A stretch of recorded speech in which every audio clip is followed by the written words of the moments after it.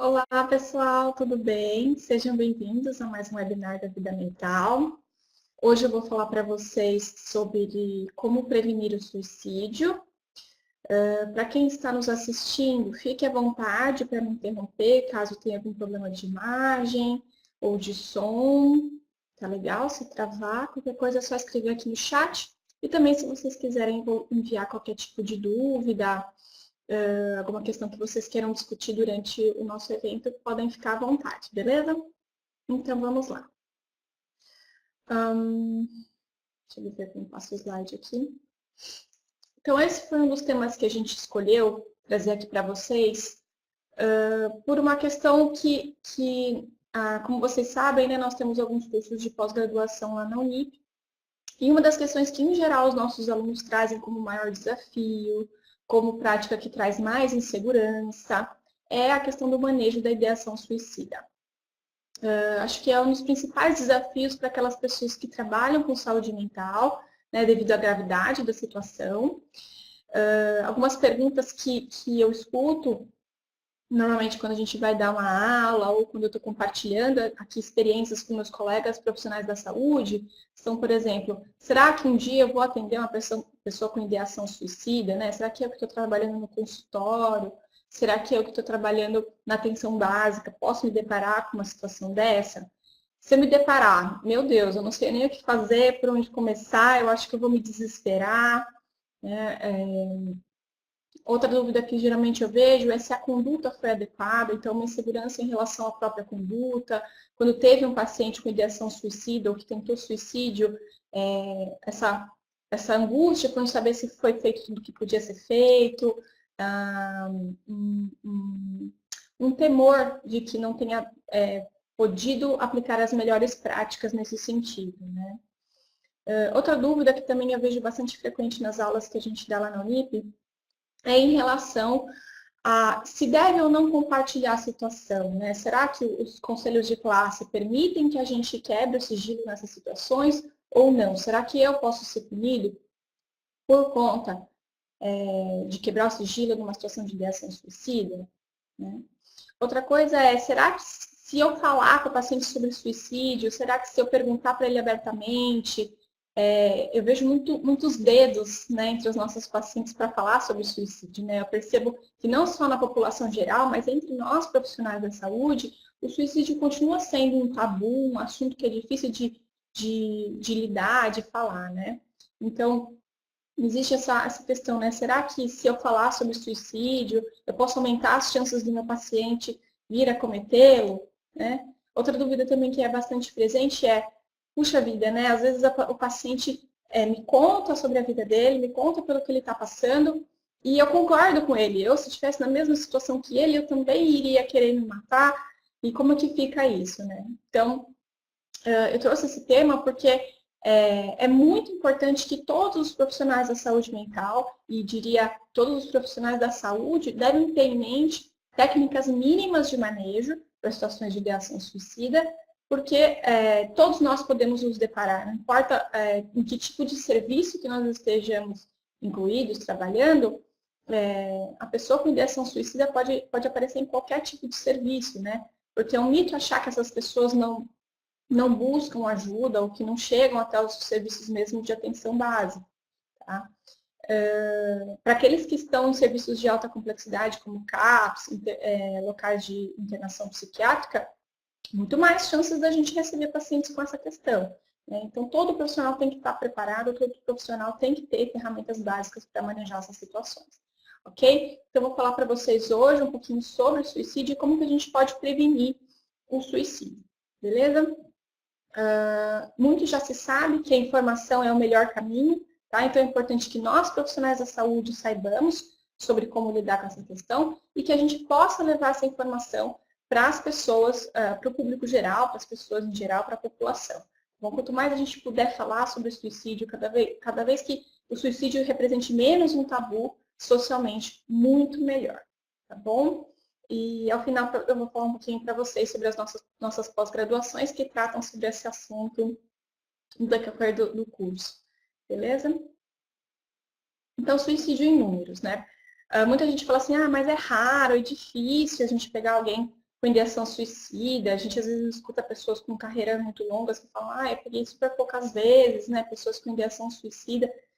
Mas, infelizmente, isso não é um retrato do que a gente vê no mundo, né? Quando a gente vai olhar em termos epidemiológicos e de causas de morte, a questão do suicídio é uma questão de saúde pública, ok? Não é um quadro raro e vem acompanhado, em geral, de algum tipo de transtorno mental. Foram feitas pesquisas no mundo todo e se percebeu que na maior parte dos casos de suicídio, a pessoa apresentava, sim, algum tipo de transtorno mental. Em geral, grande parte, mais de 50% desses casos apresentava ou um transtorno de humor, ou um transtorno como esquizofrenia ou esquizoafetivo, ou transtorno por uso de substâncias. Também é bem importante o diagnóstico de transtornos de personalidade, principalmente o borderline. E a gente vai falar mais para frente sobre isso. Então, no Brasil, por hora, morre uma pessoa por suicídio. E também 3 tentam se matar sem sucesso. Isso é um número muito grande, pessoal. Eu sei que o Brasil é um país grande, que se a gente vê em termos de quantidade relativa, né, aos outros países, a gente não está entre os países que mais cometem suicídio ou que mais tem tentativas de suicídio no mundo.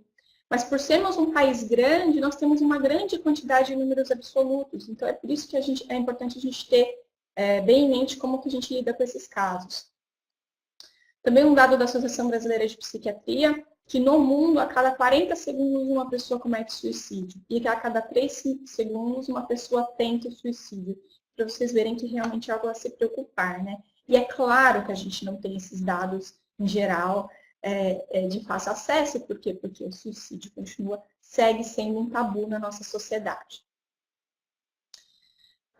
Uma estimativa que a gente tem que estar super ligado, e aí sim, a gente pensar em campanhas a nível nacional e inclusive internacional, é que até 2020 a previsão é que tem um aumento de 50% de mortes por suicídio. Quando a gente vai ver as estimativas globais, o que a gente tem observado é que principalmente entre as mulheres, cada vez mais elas estão cometendo suicídio, ok? Hoje está mais ou menos uma proporção, mais ou menos de 4:1. A cada 4 homens que cometem suicídio, uma mulher comete suicídio. Mas a taxa de mulheres que cometem suicídio está aumentando, tá bom? Um suicídio impacta a vida de 6 outras pessoas, 5 a 6 outras pessoas. O que isso quer dizer? Quando uma pessoa comete suicídio, ela vai influenciar a vida dessas pessoas em termos psicológicos, em termos emocionais, em termos econômicos, em termos sociais, tá bom? Em termos de rotina, de dia a dia, de vida dessas pessoas. E olha que importante, né? A segunda maior causa de morte entre os jovens de 15 a 29 anos. Né? Também é importante a prevalência do suicídio acima dos 75 anos. E entre 15 e 45 anos é uma faixa aí que deve se estar muito atento na questão do suicídio. Então, quando a gente está falando dessa temática, a gente também tem que lembrar dos jovens, tá? Inclusive o suicídio infantil, que a gente também deve estar avaliando. Para aqueles que trabalham com crianças, é importante a gente ter em mente que isso existe também entre crianças. Quais são os principais fatores de risco? E aqui a gente já tem que começar, para vocês que são profissionais da saúde, começar a olhar esses elementos durante a anamnese, durante a entrevista inicial, ou para aqueles pacientes que já vêm realizando um acompanhamento, esses já são fatores que vocês devem estar atentos, como se fosse acender uma luzinha quando eles aparecem, ok? Então, um dos elementos é tentativa anterior. Se o paciente te relatar durante a anamnese ou posteriormente que ele já tentou suicídio anteriormente, essa pessoa ela está muito vulnerável para que ela cometa novamente o suicídio. Então, essa pessoa a gente sempre vai estar com a antena ligada, a gente sempre vai estar observando de perto como que evolui os sintomas dessa pessoa em relação à ideação suicida, ok? Outro ponto que é muito importante a gente avaliar são pessoas que estão vivendo momentos de crise. Porque o suicídio pode ser, sim, algo que vem sendo planejado há muito tempo, que a pessoa vem idealizando há muito tempo, né? Porque existem essas fases, né? Primeiro a pessoa considera a possibilidade do suicídio, depois ela planeja o suicídio e só depois ela vai encontrar os meios e então vai cometer o suicídio. né? Então, mas também pode ser uma reação impulsiva a uma situação nova que está aparecendo na vida dessa pessoa. Por exemplo, uma situação econômica, né? Essa pessoa perdeu muito dinheiro, ou acabou um relacionamento que para ela era muito importante, ou o luto diante de, por exemplo, em crianças, né? A perda de algum dos pais, o luto diante de qualquer perda, tanto de pessoas quanto de elementos importantes na vida da pessoa, por exemplo, o emprego, né? O desemprego, ou a aposentadoria. O estresse muito importante, agudo. A pessoa ser diagnosticada com um quadro de dor crônica, então ela saber que ela vai ter que conviver com aquela dor para o resto da vida. Doenças graves, doenças crônicas também podem representar um fator de risco. A presença de algum trauma, né? Por exemplo, decorrente de alguma violência, de uma violência sexual, física, psicológica, moral, não importa. Tá? Então, pessoas que vivem esses momentos de crise, elas devem ser, sim, avaliadas quanto à ideação suicida. Ok? Por que essas pessoas estão especialmente vulneráveis? Principalmente porque vem muito forte nesse momento uma tentativa de encontrar paz, o reequilíbrio e colocar um ponto final nesse sofrimento que para a pessoa está sendo insuportável. Né? Muita gente fala assim que a tentativa de suicídio pode ser uma covardia, ou então pode ser um ato de coragem da pessoa diante do que está passando na vida dela.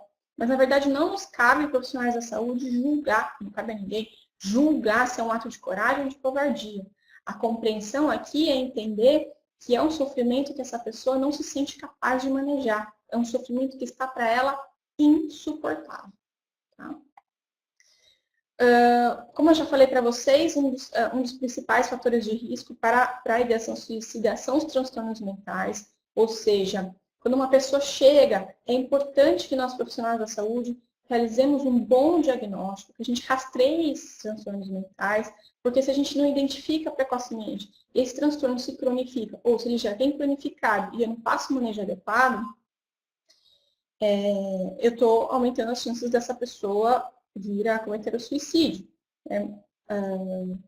Infelizmente, também, aqui a gente se depara com outro tabu, com outro estigma, né, na nossa sociedade.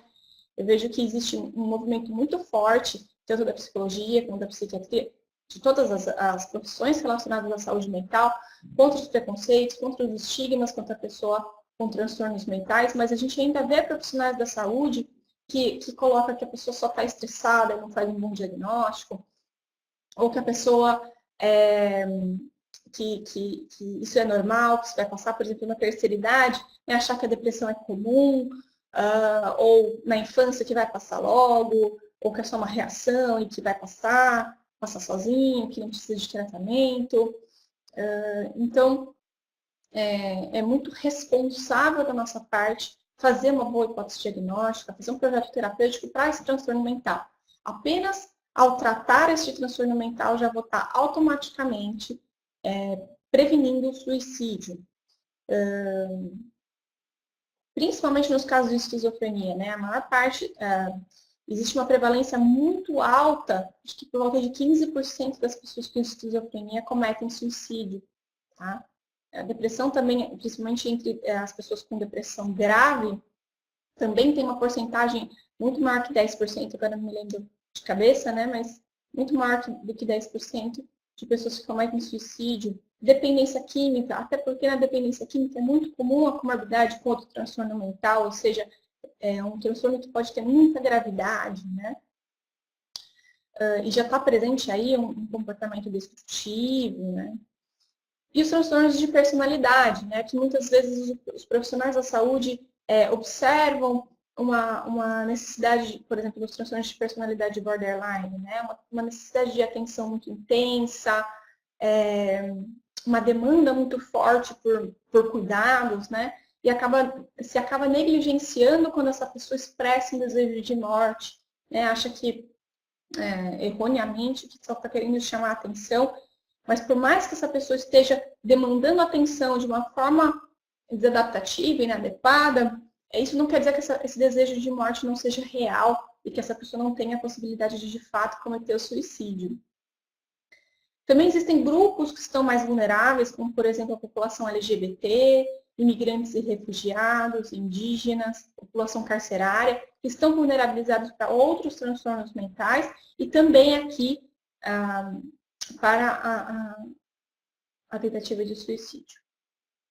Essa imagem eu retirei, a fonte é de um manual muito interessante, que eu sugiro que todos vocês acessem, que é um manual do Ministério da Saúde, publicado em 2006. Eu vou olhar aqui o nome do manual para vocês procurarem no Google. Chama Prevenção do Suicídio, manual dirigido a profissionais das equipes de saúde mental. Então, esse manual, ele vai dar tanto para vocês orientações de manejo dos principais transtornos mentais associados ao risco de suicídio e o que fazer diante do risco leve, moderado e grave de suicídio. Vocês vão até observar que muita coisa do que eu vou falar aqui hoje vem desse manual porque ele está muito completo, tá bom? Então, existem algumas frases de alerta que vale a pena a gente também ir conhecendo para poder observar na nossa prática clínica, no nosso dia a dia, que estão associados a pessoas que estão pedindo ajuda em relação ao suicídio. É um mito a gente achar que as pessoas com ideação suicida ou que tentam suicídio não avisam antes. Na verdade, 2/3 das pessoas que cometem o suicídio, de alguma forma, pediram ajuda anteriormente. Então, é importante a gente escutar essas frases e levá-las a sério, né? Então, eu preferi estar morto, eu não posso fazer nada, eu não aguento mais, eu sou um perdedor e um peso para os outros outros vão ser mais felizes sem mim. E tem a regra dos 4Ds, né? Então, esses tipos de pensamento, mais esses sentimentos que eu vou falar agora, são um alerta máximo para a gente avaliar a ideação suicida, tá? Então, sentimentos de depressão, de desesperança, de desamparo e de desespero, tá bom? É até muito interessante a gente, os profissionais, por exemplo, que são psicólogos, aplicar as escalas de Beck aqui nessa situação, né? Como, por exemplo, o BDI, que vai avaliar a depressão, e também a escala de desesperança, né? São boas formas de a gente avaliar essas questões. Alguns sinais que a gente deve estar atentos, né? E, inclusive, quando a gente recebe o paciente, se ele vem acompanhado pela família, por algum colega, por algum parente, é interessante a gente perguntar e avaliar junto com eles também essa questão. Até porque a gente sabe que dificilmente essa pessoa, se ela estiver principalmente muito deprimida, que ela vai chegar sozinha no tratamento. Se ela estiver muito psicótica, é difícil que ela venha sozinha para o tratamento, né? Então, vamos explorar muito a entrevista com esses familiares ou com quem seja, né? Essa rede que veio acompanhando para o tratamento. Então, uma inabilidade social relevante, né? Então, a pessoa já não consegue mais iniciar conversas, manter conversas, estabelecer contatos sociais. Muitas vezes a gente vai ver que essa pessoa já está no isolamento social importante há algum tempo. Mudança de humor e comportamento. Então, a gente investigar como que ela estava antes desse quadro, há quanto tempo que aconteceu essa mudança. Então, as pessoas verem que há uma caída aí, né, forte na energia, no interesse pelas coisas, no prazer pelas coisas, na esperança, né? Uma manifestação súbita aí de organizar a vida, de resolver tudo aquilo que estava pendente, organizar documentações, escrever cartas, resolver tudo que tem por e-mail, fechar contas, essas coisas todas, fazer testamento, né? Essas coisas todas é um indício super forte. As pessoas normalmente falam sobre o desejo de morrer, que representa um forte pedido de ajuda, tá? E uma coisa que é importante é a gente orientar os familiares e também entre nós profissionais da saúde, que a gente receba uma supervisão para isso, é o quanto a gente tem de disponibilidade para ouvir essas pessoas, né? Porque nem sempre nós temos aí nem sempre a gente tem essa disponibilidade emocional para ouvir a pessoa que fala sobre o desejo de morrer, né? E uma das coisas que ela mais vai precisar é dessa disponibilidade de tempo e dessa disponibilidade emocional, né, para que seja escutada. Os métodos mais utilizados internacionalmente para o suicídio são a ingestão de pesticidas, por armas de fogo e por enforcamento. Aqui também no Brasil é muito comum overdose por medicamentos. Então, se a pessoa começa a reunir esses materiais, é importante que a gente esteja atento, orientar a família para que ela esteja atenta. Se essa pessoa não vem guardando medicamentos, juntando medicamentos, por exemplo, em serviços de saúde, a pessoa não toma o medicamento e vai guardando, vai juntando para depois tomar tudo de uma vez. O Centro de Ciências da Vida, de Valorização da Vida, vem sempre ressaltando que a informação é o melhor caminho, né? E que, na maioria das vezes, o suicídio ele é possível de ser prevenido. Então, como nós, profissionais de saúde, temos um papel de muita responsabilidade aqui, tanto em informar a população, como tratar as pessoas com transtornos mentais, e como a gente deve ter essas técnicas de manejo para abordar essa questão com nossos pacientes, né? Porque a nossa conduta, ela de fato aqui vai poder salvar a vida de uma pessoa. Tá? Qual que deve ser a postura da equipe de saúde ou de saúde mental frente a frente a uma ideação suicida? Então, a primeira coisa é proporcionar um ambiente calmo e acolhedor. Né? Então, um dos grandes medos da pessoa que tem a ideação suicida é o medo de causar uma infelicidade muito grande, um desespero nas pessoas, de chocar, de impactar, de incomodar as pessoas. Né? Então, a gente receber essa informação, essa ideação suicida, ou então a expressão dessa pessoa do desejo de morrer, de desesperança, de uma forma calma, de uma forma continente, de uma forma empática e acolhedora, é muito importante até para que essa pessoa possa se expressar livremente e possa nos contar a que nível já chegou essa ideação suicida, né? Inclusive se ela já tem meios para isso. Se a gente desespera, se a gente tem uma reação muito intensa e muitas vezes até agressiva para a pessoa, a gente vai estar criando uma barreira e essa pessoa não vai mais se expressar para a gente, né? E o vínculo vai ser totalmente prejudicado. Ouvir atentamente e com calma. Então, a pessoa com ideação suicida, ela tem que ter ali, ao dispor dela, um tempo muito importante. Né? Então, a gente ter disponibilidade de tempo aqui é essencial. Né? A pessoa poder sentir que você está ali para ela, que você não está com pressa, que você não quer fazer outra coisa, que você não quer olhar seu celular, que você não quer atender o próximo paciente, que você está ali para ela, que você está ali para resolver aquela questão com ela. Tá? É uma postura muito continente aqui. Expressar empatia. Então, aqui não cabe de forma alguma a equipe julgar, tentar convencer de uma forma como se fosse, não me vem a palavra agora, mas assim, como se fosse forçado a partir de um valor próprio, e não respeitar os valores da pessoa, né? Então, realmente ter uma escuta empática, né? Poder ver quais são as necessidades dessa pessoa e demonstrar que se reconhece quais são as necessidades dessa pessoa. Expressar respeito pelas opiniões e pelos valores dessa pessoa. Se eu não expresso esse respeito, imediatamente eu estou criando uma barreira. Conversar honestamente, né? Então, nunca prometer nada que você não possa cumprir, nunca falar que você concorda se você não concorda, não dizer jamais que você vai guardar segredo dessa situação. Demonstrar preocupação, cuidado e afeto, né? Muitas vezes os profissionais da saúde, eu vejo, principalmente os de psicologia, né? Uma dificuldade de saber qual é o limite da expressão de afeto, né? Mas a gente ter um afeto adequado, expressar ali uma preocupação com aquele cliente, um desejo de que essa pessoa tenha uma resolução na questão que ela está vivendo, uma preocupação genuína, um afeto genuíno por aquela pessoa é muito importante, tá? Focar no sentimento do paciente, né? Ele ali é o principal naquele momento.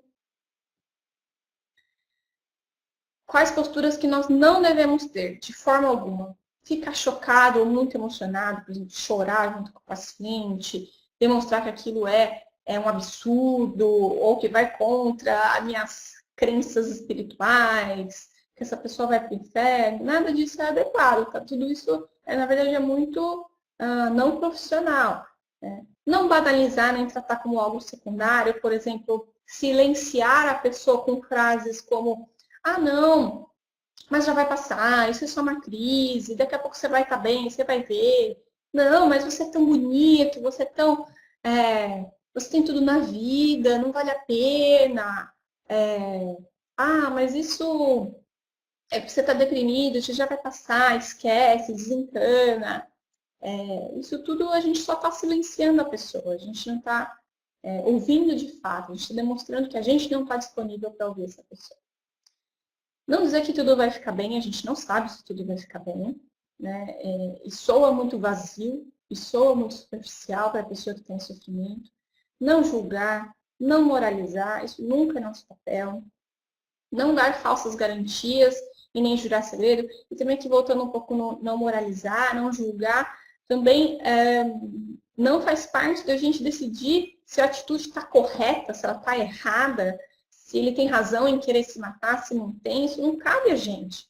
Por mais que eu acredite que se eu estivesse na mesma situação que a pessoa, que eu cometeria o suicídio, e isso eu devo levar para uma supervisão profissional, né? Mas não cabe a mim decidir se é a melhor solução ou não. O que me cabe é proteger a vida. Tá?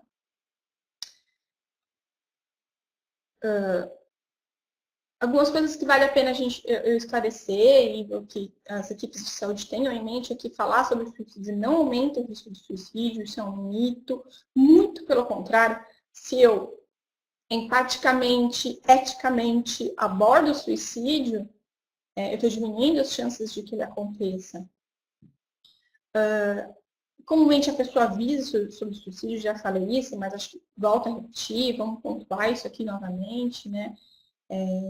Também não é verdade que cão que ladra não morde, então a pessoa que avisa, ela pode sim cometer suicídio, não é porque ela avisou que ela só está querendo chamar atenção, que ela não quer realmente cometer, que quem se mata não fala. Isso é um mito, tá? Ao contrário, quem se mata normalmente fala, tá? Outro mito é que a pessoa com ideação suicida, ela tem o livre-arbítrio, né? Que ela pode escolher se matar ou não, que isso cabe só a ela. Mas como eu disse para vocês, normalmente tem um transtorno mental ali que não está sendo tratado, tá? Principalmente pessoas que estão sem capacidade de entendimento e determinação, como cometem suicídio. Então, por exemplo, pessoas com um transtorno psicótico importante, tá? Ou com um transtorno mental já incapacitante. Então, essas pessoas precisam ser protegidas. Não há livre-arbítrio nessa situação, tá bom? Não é fato que uma vez que a pessoa tem uma ideação suicida, ela sempre vai ser suicida, isso também não é fato. Tá bom? Ela pode sair dessa situação de risco e ter uma vida plena e uma vida feliz, tá? Mas eu preciso escutá-la nesse momento e ajudá-la nesse momento, ampliar a sua visão. Normalmente a visão, a gente fala que está uma visão em túnel, né? Que a pessoa não consegue enxergar outras soluções, não consegue flexibilizar para ver que existem outras opções, outros tipos de forma de lidar com o sofrimento que está acontecendo na vida dela. Mesmo que a pessoa esteja determinada, as intervenções são necessárias e efetivas. Então, por mais que a pessoa já tenha até o material que ela vai utilizar para cometer o suicídio, por mais que ela esteja super determinada. Aqui a nossa intervenção ela é muito importante, né? Porque mesmo aí a gente pode prevenir. É nosso papel de prevenir o suicídio mesmo aqui. Como que a gente vai avaliar o suicídio? Então, a gente vai fazer se é um primeiro contato com esse paciente, a gente vai fazer uma anamnese comum, né? E a gente vai acrescentar perguntas que tem a ver com avaliação de suicídio. Então, por exemplo, a gente vai chegar gradualmente a isso. Então, você se sente triste, você sente que ninguém se preocupa com você sente que a vida não vale mais a pena ser vivida, você sente como se estivesse cometendo suicídio, ou que não vale mais a pena viver, ou que você preferiria estar morto. São perguntas importantes. Tá? Investigar se já tem o plano elaborado para o suicídio, se já tem um meio para se matar, descobrir se a pessoa já determinou uma data. E eu posso perguntar diretamente isso, gente. Não é perguntar indiretamente, é diretamente mesmo. Então, assim, olha, então estou entendendo que você tem aí uma ideia muito forte em relação à morte, que você tem preferido morrer a estar vivo. Eu queria saber se você já pensou que jeito que você vai cometer o suicídio. Queria saber se você já pensou uma forma, se você já pensou um dia, se você já planejou uma data, tá? E a gente também vai avaliar o grau da gravidade dessa ideação de suicídio. Por exemplo, um grau baixo tem a ver com a pessoa que já considerou o suicídio, mas não tem nenhum material para isso, não determinou uma data, ela está apenas pensando, achando que essa seria uma boa solução para os problemas dela. Um risco moderado é quando a pessoa ela já tem um plano, ela já sabe como ela vai querer cometer suicídio, mas ela não estabeleceu uma data, ela não está determinada, não vai ser algo que ela vai fazer logo. E um risco alto é quando a pessoa já tem o material, já tem a data, já está determinada que ela vai cometer, então já é um risco muito alto. E as nossas intervenções, elas vão também gradualmente sendo mais complexas e mais incisivas de acordo com a gravidade. Então, a gente precisa sempre avaliar os transtornos mentais, avaliar o estado mental dessa pessoa, investigar quais são os fatores de risco e proteção que estão presentes. Então, por exemplo, aquelas crises que comentei para vocês, né, as situações de crise, ou que tipo de apoio social essa pessoa tem, o que a protege, o que segura ela a vida, né, o que tem feito ela ainda não ter cometido esse suicídio, que tipo de coisas ela tem vulnerabilizado mais, que tenha deixado sem esperança, quais são os potenciais dessa pessoa, seus aspectos positivos, suas forças. A gente tem que avaliar tudo isso. A gente vai desde para os casos mais leves, ofertar um apoio emocional importante, ajudar essa pessoa a flexibilizar suas crenças, encontrar soluções para o dilema que ela tem vivido, né? Ajudá-la a abrir esse túnel, essa visão de túnel, encontrar outros tipos de soluções para os seus problemas. A gente vai focalizar nas forças positivas dessa pessoa. É claro, gente, a gente vai começar a focalizar nessas forças positivas depois que a gente já entendeu a situação, depois que a gente já acolheu o sofrimento, depois que a gente já entendeu quais são essas forças positivas para trabalhar com essa pessoa. Né? Se a gente simplesmente despeja ali para a pessoa aquilo que a gente acha que ela tem de forte, vai soar vazio, vai soar superficial, e vai soar doutrinário, e a pessoa não vai nos escutar. Doutrinária, a palavra que eu estava tentando buscar.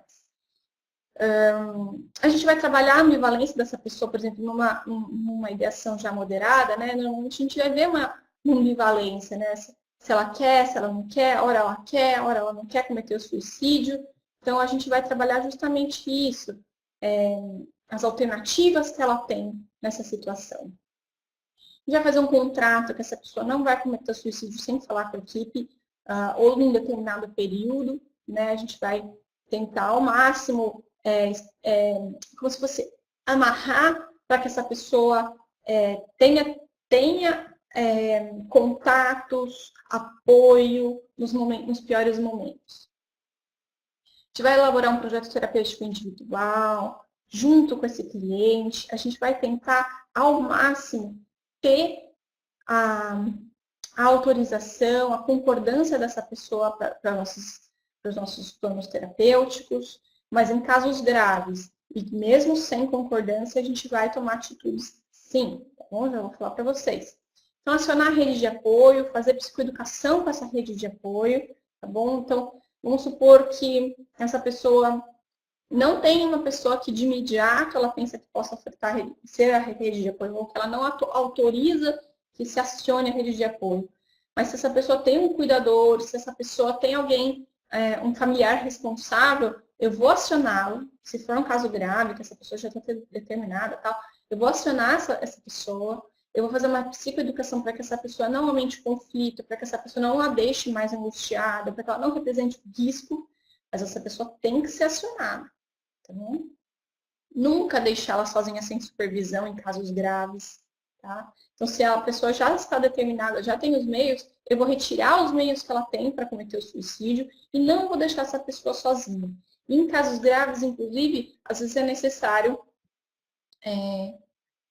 uma intervenção involuntária. Então, nos casos de gravidade leve, moderada, eu vou negociar com essa pessoa com sinceridade, eu vou explicar claramente as condutas, eu vou pedir autorização para as condutas, e eu vou fazer isso também para os casos graves, mas se eu já esgotei as minhas possibilidades e a pessoa segue determinada, eu vou ajudá-la, então, a ser encaminhada para uma internação, tá bom? Eu vou pedir ajuda da família, eu vou pedir ajuda da rede, e uma intervenção involuntária pode ser necessária para que essa pessoa saia do risco de suicídio. Claro, gente, claro, de acordo com todos os direitos humanos, num lugar preparado, uma intervenção com a duração apenas necessária, tá bom? Não precisa ser em enfermaria de hospital psiquiátrico, pode ser em hospital geral, pode ser no pronto-socorro psiquiátrico, tá bom? Mas é importante que eu faça um encaminhamento para que essa pessoa siga protegida até que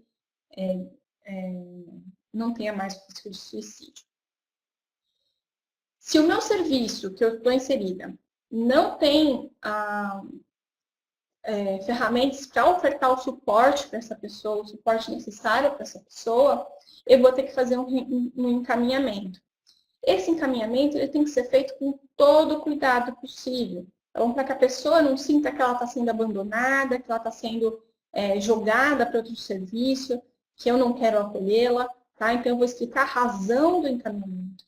Eu vou marcar e vou fazer todo o fluxo de encaminhamento para esse outro serviço. Eu não vou falar, então agenda com tal pessoa, em tal serviço. Não, eu vou agendar, eu vou fazer essa referência, tá bom? Eu vou esclarecer que eu não estou abandonando, que é uma atitude necessária e que eu continuo acompanhando o caso. Eu vou fazer a contra-transferência também, contra-referência também, atendimento.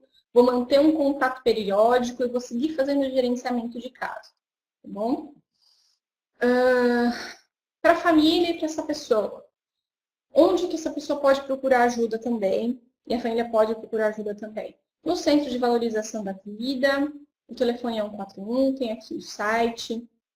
Eu posso agendar a consulta com o médico psiquiatra, caso você que esteja assistindo não seja médico psiquiatra.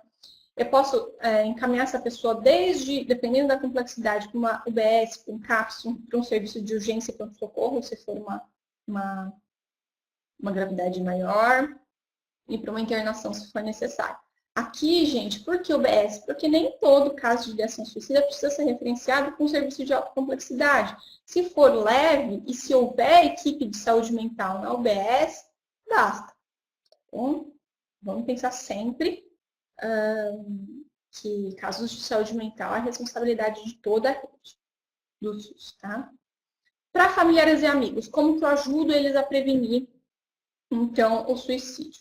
Os familiares e amigos, se eles identificam uma ideação suicida, a gente vai orientar que eles tenham ações imediatas, tá? Então, se a pessoa já saiu do risco, se a pessoa já está bem, mesmo assim, eu vou orientar para esses familiares que continuem monitorando e que eles tenham ações imediatas caso surja novamente a ideação suicida.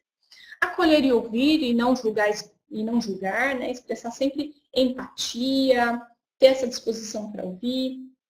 E se não tem essa disposição, e se não pode ofertar esse apoio emocional, que essa pessoa possa também receber um apoio emocional, uma escuta, um tratamento, e também que uma rede de apoio possa ser estabelecida, que essa pessoa não dependa apenas de uma pessoa, que esse cuidado possa ser compartilhado. Não se desesperar, demonstrar aceitação da dor e respeito. Então, o desespero pode causar ainda mais angústia numa pessoa que quer mais dor ainda, né? Então, eu poder respeitar esse momento da pessoa, acolher essa dor é o melhor que eu posso fazer. Não comparar com alguém que estava pior e superou. Então, não, mas olha, fulaninho passou por aquilo, ele melhorou. A pessoa não vai se identificar com fulaninho. Então, não adianta fazer comparações. Tá bom? Falar sobre a questão, mas para isso, buscar um lugar adequado, dar o tempo necessário, tá? Eu acho que hoje em dia, não sei se sempre foi assim, mas o que eu percebo na maioria das famílias que eu já atendi, é uma pouca disposição para ouvir. Né? A gente nem escuta o outro, né? O outro começa a falar, eu já quero responder, eu já quero dar minha opinião, eu já quero fazer uma intervenção. Isso também vale para os profissionais da saúde, né? Às vezes a gente tem muita ânsia de começar a nossa intervenção e não escutamos adequadamente. Então, trabalhar o ouvido, tá? Demonstrar preocupação, cuidado e afeto, evitar o isolamento, manter uma rede de apoio. E a rede de apoio não é só para a pessoa com ideação suicida, a rede de apoio também é para a família. Tá? Buscar ajuda médica, buscar orientação, buscar psicoeducação, quando necessário.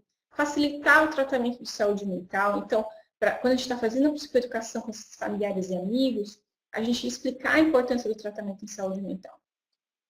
Vale dizer que, às vezes, a rede de apoio também vai envolver pessoas da comunidade. Então, por exemplo, líderes comunitários. Então, se tem um padre, um pastor, um sacerdote que está acompanhando essa pessoa também em sua comunidade, é importante que essa pessoa também esteja alinhada com o tratamento de saúde mental. Que exista um projeto terapêutico que também envolva essa pessoa e que ela esteja alinhada, que vocês estejam alinhados. Então, seguir orientações da equipe de saúde, né, os familiares entenderem, então, essas orientações e poderem seguir, poderem ajudar essa pessoa a aderir a essas orientações e sempre estarem atentos para restringir o acesso a métodos para suicídio. Tá? Aqui estão as referências para o que eu falei para vocês. Como eu disse para vocês, esse é um assunto que vale muito a pena que vocês aprofundem, que vocês realmente tenham segurança para quando chegar uma situação dessa, que vocês possam discutir essas questões em equipe. E nos nossos cursos de pós-graduação lá da Vida Mental, em parceria com a Universidade Paulista Unip, a gente tem trabalhado bastante essas questões.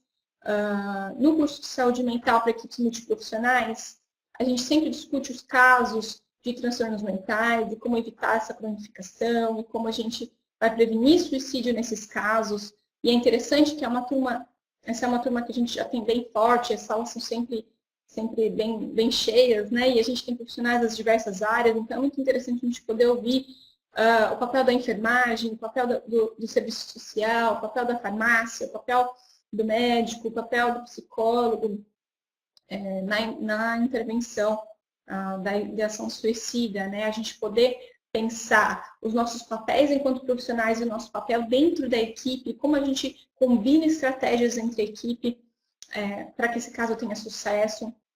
Na terapia cognitivo-comportamental, nosso curso lá de especialização, a gente vai pensar em estratégias mais relacionadas à questão cognitiva e comportamental desses pacientes, né? Então, nesses casos é muito, muito importante a gente trabalhar uma reestruturação cognitiva, a gente identificar e reestruturar aqueles pensamentos que estão rígidos, que são cristalizados, que tem associação com crenças lá de desvalor e tal. A gente vai ver muito lá na terapia cognitivo-comportamental como trabalhar terapeuticamente as distorções cognitivas desses pacientes.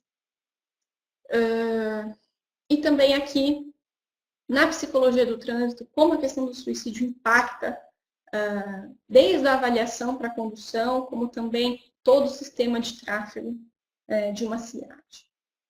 Nós agora temos alguns cursos novos na vida mental, já tem bastante gente interessada, estamos formando as turmas, então a pós-graduação semipresencial em dependência química, a semipresencial em neurociências forenses, a semipresencial em neurociências da terceira idade e da infância e da adolescência. Não tem imagem aqui da infância e da adolescência. E todos esses cursos, de alguma forma, em algum momento, a gente vai abordar a questão do suicídio e também de outros transtornos mentais, e todos sempre na sua particularidade. Os nossos professores sempre vão levar para vocês casos clínicos, sempre vão discutir as temáticas que a gente tem trabalhado aqui com vocês nos webinars, de acordo com a sua especificidade, né? Então, como que é trabalhar a ideação suicida na terceira idade, na infância?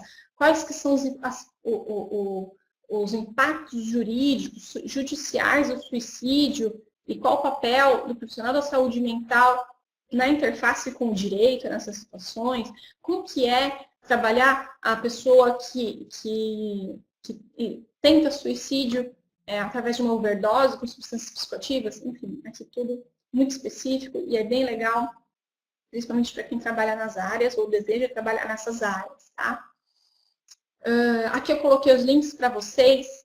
Cliquem, conheçam, vejam o programa. Se tiver qualquer dúvida, pode entrar em contato comigo. Eu posso esclarecer o que for para vocês. A gente está em período de inscrição aberta, tenho recebido bastante perguntas. Então, fiquem à vontade para me escrever. Eu estou acompanhando direto o meu e-mail para ajudar quem estiver se matriculando nos nossos cursos. Como vocês bem sabem, são cursos todos elaborados com muito bom nível, né? Com ótimo nível. Todos os nossos profissionais que são convidados para dar aula nos nossos cursos são profissionais com uma ampla experiência acadêmica e uma ampla experiência clínica, prática, né? Das principais universidades que nós temos em São Paulo, tanto da Unifesp, como da USP, como da PUC, como do Mackenzie. Então, são sempre profissionais altamente capacitados, que têm muita experiência para compartilhar com vocês. E eu espero que vocês entrem em contato aí com a Vida Mental para fazer essa inscrição, que a gente fica muito animado com esses cursos. Aqui está o meu contato, tem meu WhatsApp também. Tem o WhatsApp e o contato do Dr. Elgio e da Rosineide, que são coordenadores desses cursos. Qualquer coisa, estamos à disposição de vocês. Se tiver alguma dúvida sobre a temática do webinar, também vocês podem me escrever por e-mail. Se quiserem me mandar o áudio por WhatsApp também, estou à disposição. Tá bom, pessoal? Então, bom dia para vocês e até o nosso próximo webinar. Aproveite para quem está nos assistindo, para assistir o live, que daqui a pouco a gente vai fazer lá pelo Facebook do Zero Cigarro sobre vontade de fumar. Beleza? Forte abraço para todos, um bom dia.